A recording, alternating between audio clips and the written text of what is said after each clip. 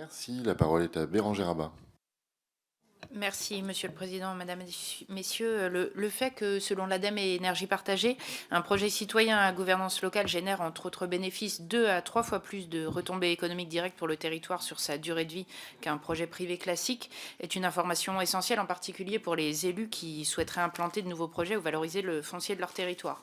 Il paraît donc évidemment souhaitable que ce modèle puisse se développer partout à hauteur de son potentiel. Cependant, la carte des projets citoyens recensés par Énergie Partagée montre qu'ils se concentrent dans certaines régions, notamment en Bretagne, en Pays de la Loire, Auvergne-Rhône-Alpes, Occitanie et dans une moindre mesure en Grand Est, alors que toutes les régions françaises ont potentiellement des ressources à exploiter. Alors comment l'expliquez-vous? Peut-on considérer que ces implantations très inégales correspondent à différentes politiques d'animation et dépendent du soutien plus ou moins fort des régions? Pensez-vous que ce soutien, qui représente un coût certain, devra monter en puissance en même temps que le mouvement de l'énergie citoyenne, ou doit-on plutôt attendre du mouvement qu'il se professionnalise et gagne en autonomie? Je vous remercie.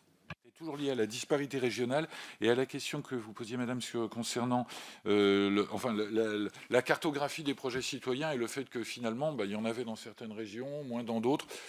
Je crois que vous avez bien pointé un élément, c'est la question, oui, de l'animation régionale, après, ou du tissu régional. Il y a eu un premier projet, un deuxième, un troisième. Du coup, il y a eu une structure d'animation. Du coup, les premiers projets ont pu en aider d'autres. Du coup, il y a une structure d'animation qui s'est professionnalisée. Il y a un peu tout ça qui joue. Donc, l'enjeu de...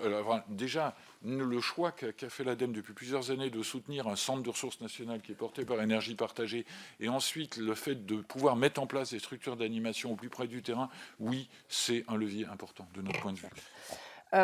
Sur la question de la répartition géographique, donc la répartition, enfin, pourquoi cette inégalité, on va dire, des projets citoyens, je l'ai un petit peu évoqué, mais effectivement, le soutien des régions, il est essentiel, à la fois pour permettre cet essor des projets, mais aussi pour permettre la professionnalisation et la massification de ces projets citoyens, des sociétés locales citoyennes. Donc oui, il y a encore besoin d'un soutien des régions et de l'ADEME.